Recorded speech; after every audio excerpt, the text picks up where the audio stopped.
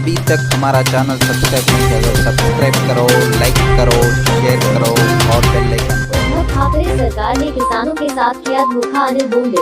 महाराष्ट्र के महाविकास आघाड़ी सरकार ने किसानों की लूट कर बीमा कंपनी को मालामाल किया है, ऐसा आरोप राज्य के पूर्व कृषि मंत्री अनिल बोले ने आयोजित पत्र परिषद एक में किया है। उन्होंने कहा कि 2019 में देवेंद्र फडणवीस सरकार ने खरीफ फसल में 85 लाख किसान को 5,795 करोड़ की बीमा राशि का लाभ पहुंचाया था, लेकिन 2020 में खरीफ फसल में उद्धव ठाकरे की सरकार ने किसानों को महज 743 करोड़ रुपए की बीमा नुकसान भरपाई दी।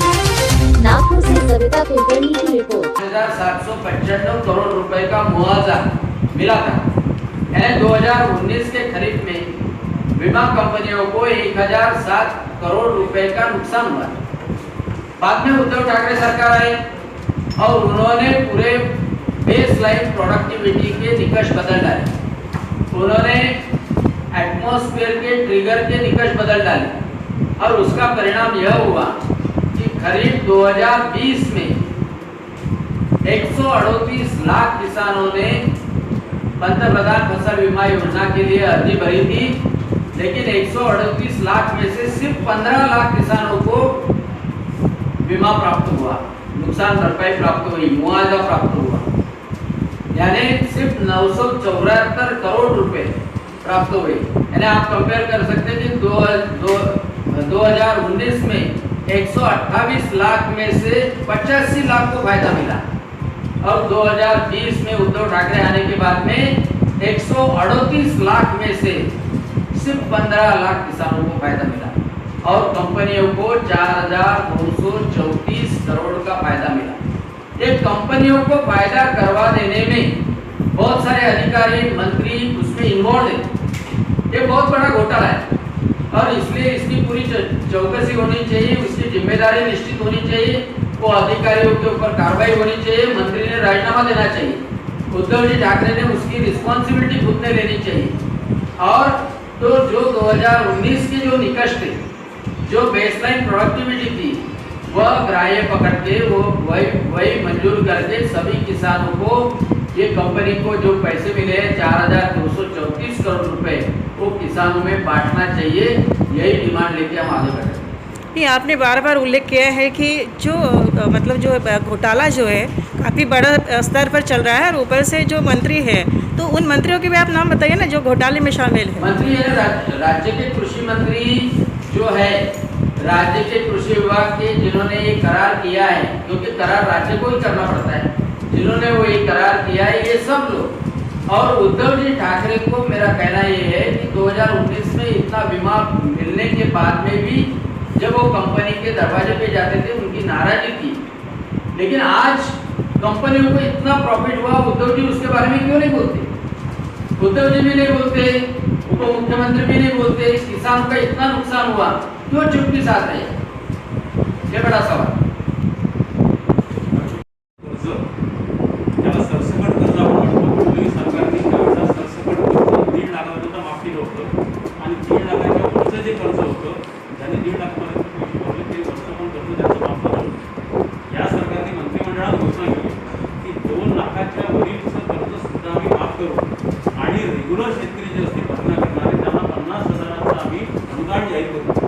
दोन्ही गोष्टी मंत्रिमंडळात जाहीर झाल्यानंतरही अजूनही शेतकऱ्यांना एकही पैसा दिलेला नाही।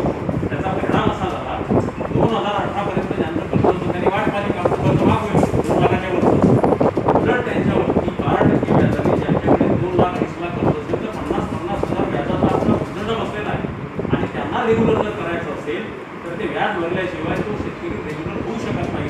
आणि म्हणून एक प्रकारे जसं माननीय शरद पवार साहेबांनी खताचे भाव जाहीर झाल्यानंतर वाढले, किंवा चर्चा झाली कुठेतरी खताचे भाव 1200चं DAP 1800 केलं, त्यावेळेला पत्र लिहिलं म्हणजे मीडियामध्ये आलं।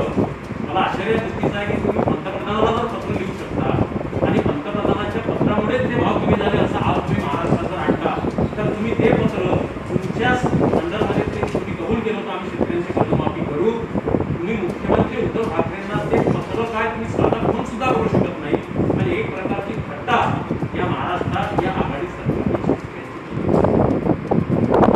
महाबीजचं बियाणं मिळत नाही आणि सोयाबीनसाठी सगळीकडे तुम्ही अमरावतीमध्ये गेले, यवतमाळमध्ये गेले, अकोल्यामध्ये गेले, म्हणजे जो सोयाबीनचा एरिया आहे, वर्धेमध्ये पण आहे, इकडे सोयाबीन नाही पेरल्या जात चंद्रपूर वगैरे, परंतु या सगळ्या एरियामध्ये मराठवाडा आणि पश्चिम विदर्भामध्ये प्रामुख्याने सोयाबीनच्या रांगा लागल्या.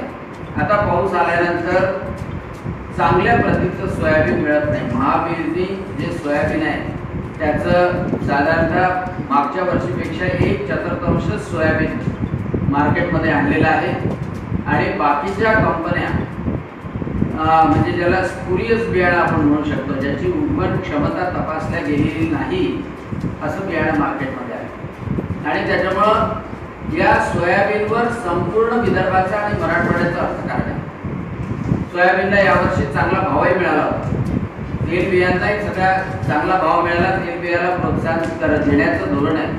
परंतु ही प्राथमिक जबाबदारी आहे राज्य सरकारची की शेतकऱ्याला चांगलं बियाणं उपलब्ध करून द्यावं. दुर्दैवाने हे चांगलं बियाणं उपलब्ध करून देण्यात राज्याचा कृषी विभाग संपूर्णतः अपयशी ठरतो आहे. आणि म्हणून पुढे येणारं संकट आहे की सोयाबीनच्या बियाण्याकरता मारामाऱ्या सुद्धा होतील एवढ्यापर्यंत संकट निर्माण झालेलं आहे. शासनाने याच्याकडे लक्ष दिलं पाहिजे आणि आपण सुद्धा या बाबतीत लक्ष दिलं पाहिजे अशी माझी प्रामाणिक विनंती तुम्हाला. राज्य सरकारने पैसे भरले, हे सगळे कंपन्यांच्या घशात टाकणारे हे जे सरकार आहे म्हणजे दलालाचं सरकार झालं आहे. विमा कंपन्यांसाठी दलाली करणारं सरकार आहे. तर या सरकार या प्रकरणाची चौकशी झाली पाहिजे आणि करार रद्द करून पुन्हा हे पैसे सर्व शेतकऱ्यांना वाटले गेले पाहिजे. त्यासाठी आजची पत्रकार परिषद. तुम्ही म्हणालात की म्हणजे याच्या हे जे विमा कंपन्यांचा जो घोटाळा आहे याच्यामध्ये बडे बडे लोक पण सामील आहेत, त्यांचे नावं सांगा ना, कोण असू शकतं याच्यात? निश्चितपणे शोधायला पाहिजे. परंतु एवढं तर नक्कीच आहे की 4,234 कोटी रुपये जेव्हा विमा कंपन्यांना मिळवून देतात तर त्या विमा कंपन्यांशी करार कोणत्या कोणत्या अधिकाऱ्यांनी केला हे उघड आहे. त्यांची पूर्ण चौकशी करायला पाहिजे आणि या कराराला मान्यता देणारं राज्याचे कृषी मंत्री यांना सुद्धा जाब विचारला पाहिजे. तुमच्या माध्यमातून तो जाब, आता नावं घेण्याचं राज्याचा कृषी मंत्री तुम्हाला माहित आहे आणि ते अधिकारी ज्यांनी करार केलेला आहे त्या अधिकाऱ्यांच्या सह्या आहे आणि म्हणून ताबडतोब ती चौकशी व्हायला पाहिजे. आणि खरं तर पाहिलं तर याची जबाबदारी घेऊन राज्याच्या कृषी मंत्र्यांनी राजीनामा द्यायला पाहिजे, तातडीने राजीनामा द्यायला पाहिजे किंवा त्यांची हकालपट्टी करायला पाहिजे. नाही, ह्या आधी पण जसं BJP सरकार पण होतं त्यावेळेस पण शेतकऱ्यांना विमा नाही मिळाला, त्यावेळेस पण घोटाळे भरपूर बाहेर निघाले, पण तुम्ही त्यांच्यावर आक्षेप घेता, तर त्यासाठी तुमची अजून काय कार्ययोजना? तुम्हाला आकडेवारी दिली आहे की BJP सरकारमध्ये, देवेंद्र फडणवीस सरकारमध्ये जेव्हा उद्धव ठाकरे किंवा शिवसेना जेव्हा विमा कंपन्यांच्या ऑफिसवर जात होती त्याच वर्षी 5,700 कोटी रुपयाचा विमा शेतकऱ्यांना मिळाला. म्हणजे 128 लाख शेतकऱ्यापैकी 85 लाख शेतकऱ्यांना विमा प्राप्त झाला. मग आता तेव्हा ऑफिसवर जाणारे हे त्याच्यावर नाराजी व्यक्त करणारे उद्धवजी ठाकरे आज 138 लाख शेतकऱ्यापैकी फक्त 15 लाख शेतकऱ्यांना विमा मिळतोय आणि फक्त 974 कोटीचा विमा मिळतोय. 4,234 कोटी विमा कंपन्याला नफा मिळतोय. तेव्हा आता त्यांना जाग येत नाही का? हा जाब आपण विचारला पाहिजे आणि त्यासाठीच आज आपण हे उघड करतो.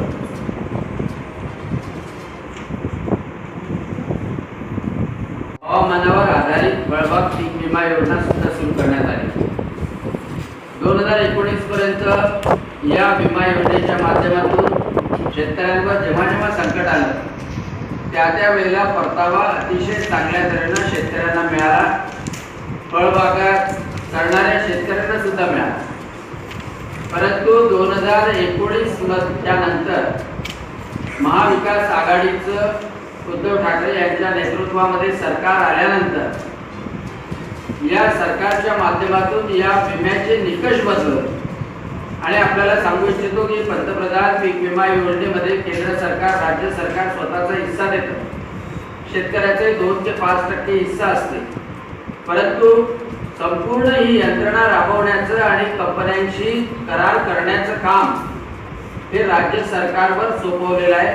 प्रत्येक राज्याच्या भौगोलिक परिस्थितीनुसार करार केला जातो. 2019च्या नंतर महाविकास आघाडी सरकारच्या माध्यमातून या कंपन्यांशी जे करार झाले त्यामुळं महाराष्ट्रातल्या शेतकऱ्यांचा मोठा घात झालेला आहे.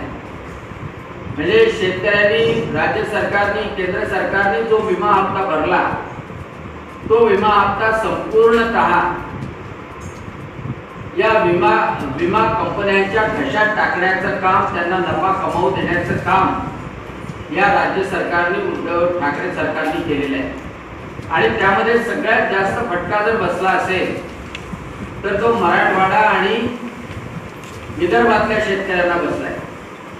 आता हे सिद्ध करण्याकरता तुमच्या समोर थोडी आकडेवारी ठेवतो की वर्ष 2019 मध्ये 128 लाख शेतकऱ्यांनी, म्हणजे जेव्हा देवेंद्र फडणवीसांचं सरकार होतं तेव्हा 128 लाख शेतकऱ्यांनी विमा उतरवला होता. आणि त्या विम्याकरता, विम्याच्या हप्त्याच्या पोटी 4,788 कोटी रुपये हा विमा हप्ता जमा करण्यात आला. 128 लाख. आणि या 128 लाखापैकी 85 लाख शेतकऱ्यांना 2019 मध्ये विमा मिळाला होता. आणि तो विमा मिळाला होता 5,795 कोटी रुपये. विमा कंपन्यांना 1,007 कोटी रुपयाचा तोटा झाला होता 2019 मध्ये. आणि 85 लाख शेतकऱ्यांना 5,795 कोटी रुपये मिळाले. मग उद्धव ठाकरे सरकार आलं. उद्धव ठाकरे सरकारने उंबरठा उत्पादकता कमी करून करार केला. आणि नुसती एका वर्षासाठी नाही तर पुढच्या 3 वर्षासाठी उंबरठा उत्पादकता कमी केली. हवामानातल्या बदलाचे जे ट्रिगर असतात फळबागासाठी तेही बदलवले. त्याच्यामुळे डाळिंब, संत्रा, केळी याच्यावर हवामानाच्या बदलाचे संकट आले तरी त्यांना सुद्धा विमा मिळाला नाही.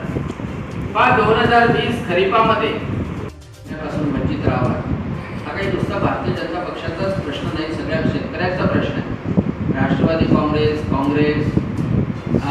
सगळे शेतकऱ्यांसाठी भांडणारे बाकीचे संघटना असतील त्यांनी हा प्रश्न तसाच लावला पाहिजे. आपण कंपन्यांना पोचण्यासाठी नाही आहे विमा कंपन्या.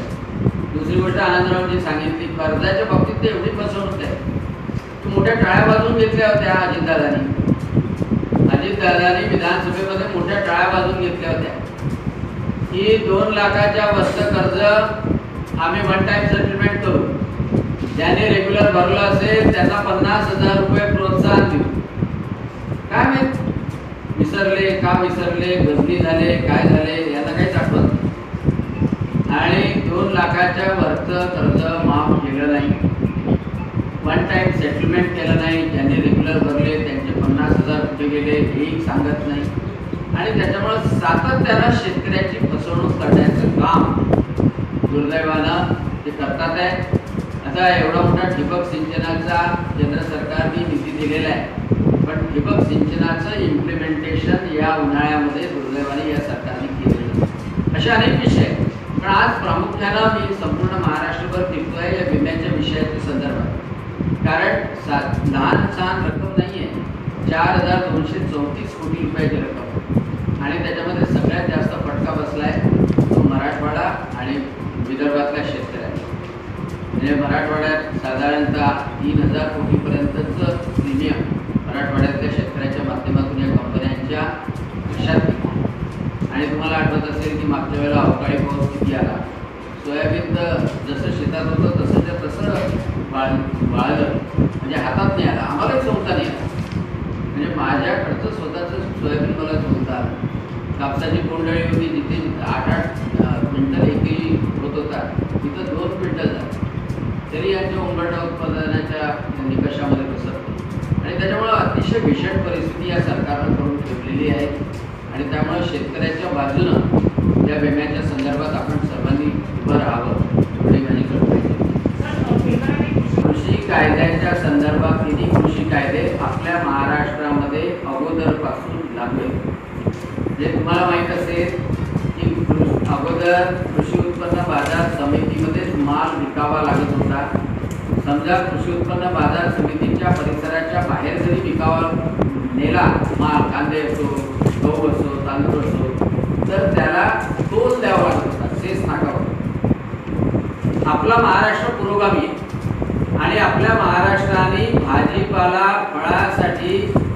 पहिल्यांदा नियमनमुक्त केलं की कृषी उत्पन्न बाजार समितीमध्ये नाही, तुम्ही बाहेर विकू शकता. त्याच्यानंतर कडधान्य धान्यासाठी नियमनमुक्त केलं की तुम्ही बाहेर विकू शकता. त्याच्यामुळे आता आपल्याकडे सेस टोलचे नाके नाही आहे कृषी उत्पन्न बाजारात. म्हणजे जो कायदा मोदीजींनी केला तो आपल्या एका अगोदरच इम्प्लिमेंट केलेला आहे. दुसरा कायदा जो आहे की करार शेतीचा 2006 साली राष्ट्रवादी काँग्रेस आणि काँग्रेसचं सरकार या 2006 साली शेतीच्या कराराचा कायदा महाराष्ट्राच्या विधानसभेने मंजूर केला आणि तो आपल्याकडे इम्प्लिमेंट झाला. त्याचे जर ठळक उदाहरण तुम्हाला पाहिजे असेल तर पुण्यामध्ये तळेगाव पाठार एक एरिया आहे, तिथे बटाट्याच्यासाठी पेप्सिको कंपनीने 8,000 शेतकऱ्यांबरोबर करार केला. मी दौरा केला आणि तिथे विचारलं त्या शेतकऱ्यांना की तुमची जमीन या पेप्सिको कंपनीने घेतली का? त्यामुळे कशी काय घेऊ शकणार? आमचा करार फक्त त्या सीझन पुरता असतो. आम्हाला ते बटाट्याचं बिलं देतात, ठिबक सिंचनासाठी पैसे देतात, खतही देतात आणि सीझन आला की जो ठरलेला भाव आहे त्या ठरलेल्या भावाने बटाटा घेतला जातो. आणि त्यामुळं तिथे झाला कांद्यासाठी जैन इरिगेशन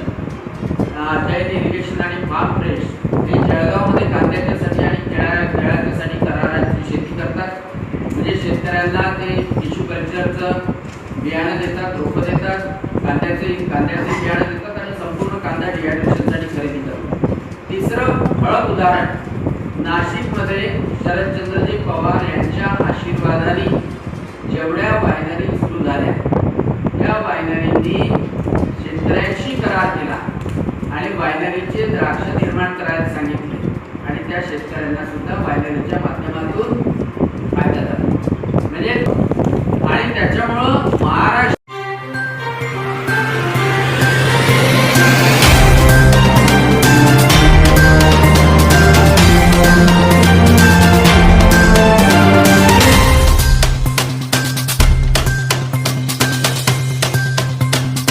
अभी तक हमारा चैनल सब्सक्राइब नहीं किया तो सब्सक्राइब करो, लाइक करो, शेयर करो.